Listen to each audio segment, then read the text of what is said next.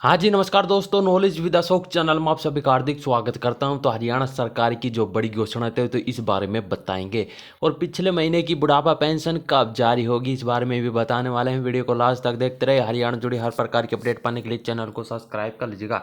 तो यहाँ से देखिए, 1,20,000 जो कच्चे कर्मचारी अब सेवानिवृत्ति आयु तक कर सकेंगे नौकरी, यानी कि जो कच्चे कर्मचारी उनके लिए बड़ी खुशखबरी मिल रही है।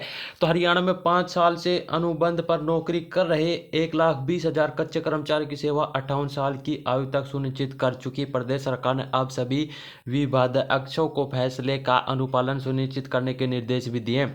कौशल रोजगार निगम आउटसोर्सिंग पॉलिसी पार्ट 1 और आउटसोर्सिंग पॉलिसी पार्ट 2 के तहत लगे 50,000 रुपये तक मासिक वेतन वाले सभी कच्चे कर्मचारियों को इसका लाभ मिलेगा।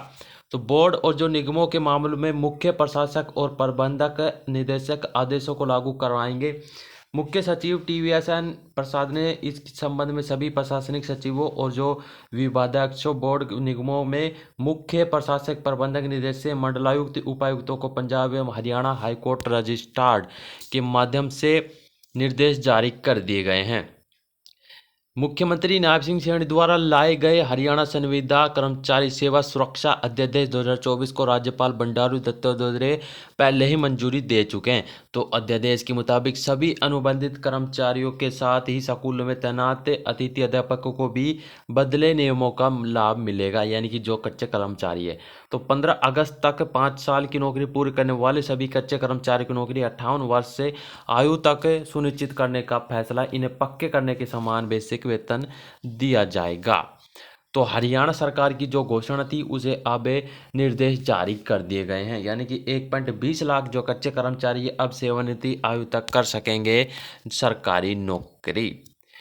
तो मुख्य सचिव ने सरकारी विभागों में अध्यादेश को लागू कराने के लिए विभागाध्यक्षों की लगाई है ड्यूटी। कर्मचारियों को सेवा का लाभ सुनिश्चित करने के लिए मुख्य प्रशासक और प्रबंधक निदेशकों की जवाबदेही तय।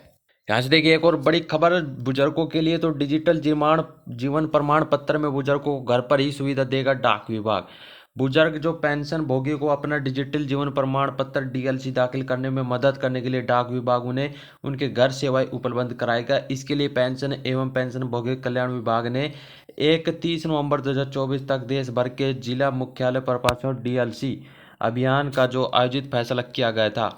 सभी जिलों डाकघरों में DLC अभियान 3.0 का प्रारंभ तैयार 12 सितंबर 2024 को पेंशन एवं पेंशन भोगी कल्याण विभाग के सचिव V श्रीनिवास ने डाक सेवाओं के महानिदेशक संजय शरण, डाक विभाग के उप महानिदेशक Rajul Bhatt, India post payment bank MD व CEO R शिवसेना अन्य के साथ बैठक की थी।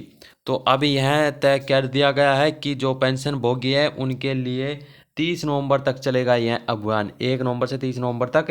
ठीक है। तो डिजिटल जीवन प्रमाण पत्र देने में बुजुर्गों को घर पर ही सुविधा देगा डाक विभाग। तो ये भी बुजुर्गों के लिए एक बड़ी खुशखबरी आ रही है। एक और बड़ी अपडेट, आधार को 14 दिसंबर तक निःशुल्क करा सकेंगे अपडेट। अब आप 14 दिसंबर तक बिना किसी शुल्क के अपने आधार को अपडेट करा सकेंगे। भारतीय विशिष्ट पहचान प्राधिकरण ने शनिवार को अपनी निःशुल्क आधार अपडेट योजना को 14 दिसंबर तक बढ़ा दिया गया। ये पहले तिथि जो थी 14 सितंबर समाप्त होने वाली थी, लेकिन अब इसको दस्तावेज को मुफ्त में ऑनलाइन अपडेट करने की सुविधा 14 दिसंबर तक बढ़ा दी है। इस कदम से लाखों आधार धारकों को लाभ होगा। यह निःशुल्क सेवा केवल माई आधार पोर्टल पर उपलब्ध है। UIDAI ने इस नागरिकों के आह्वान का किया है कम से कम 10 वर्ष में एक बार आधार कार्ड में दस्तावेज को अपडेट करवाए। कोई भी व्यक्ति राशन, मतदाता पहचान पत्र, निवास प्रमाण पत्र, पासपोर्ट और पासबुक बुक जैसे दस्तावेज के माध्यम से माय आधार पोर्टल पर अपने सांख्यिकीकरण को अपडेट करवा सकते हैं। दस्तावेज माय आधार पोर्टल या किसी भी आधार नामांकन केंद्र पर ऑनलाइन जमा किए जा सकते हैं। एक और बड़ी खबर आ रही है, ITI में दाखिले के लिए 30 तक है मौका। सीटें भरने के लिए विद्यार्थियों को ऑन द सपोर्ट दिया जा रहा है प्रवेश। तो हरियाणा में अगर ITI में आप एडमिशन लेना चाहते हैं तो 30 तक आपको मौका दिया जा रहा है। 30 से पहले पहले आप एडमिशन ले लीजिएगा। ऑन द सपोर्ट आपको एडमिशन दिया जा रहा है। जो रिक्त सीटें बच रही हैं उनमें ITI में दाखिले चल रहे हैं, तो आप अपने दाखिले ले सकते हैं। और आपको बता दें कि आपकी पेंशन आज या कल में जारी हो सकती है। ठीक है, यानी कि 1-2 दिनों के अंदर या तो कल शाम तक आपकी पेंशन आने की संभावना है। अब 30 तक करे अतुल माहेश्वरी छात्रवृत्ति के लिए आवेदन। विद्यार्थियों की सुविधा के लिए बढ़ाई गई अंतिम तिथि, सिर्फ ऑनलाइन आवेदन ही स्वीकार किए जाएंगे। एक मोबाइल नंबर पर एक ही आवेदन माने जाएगा। ठीक है, तो अब 30 तक कर सकते हैं अतुल माहेश्वरी छात्रवृत्ति के लिए आवेदन। तो अभी तक के लिए इतने अपडेट, उम्मीद करता हूँ वीडियो पसंद आएगी, लाइक से जरूर कीजिएगा। चैनल पर नए हैं, चैनल को सब्सक्राइब कर लीजिएगा। भगवान कर आपका दिन शुभ हो। जय हिंद, जय भारत, जय हरियाणा।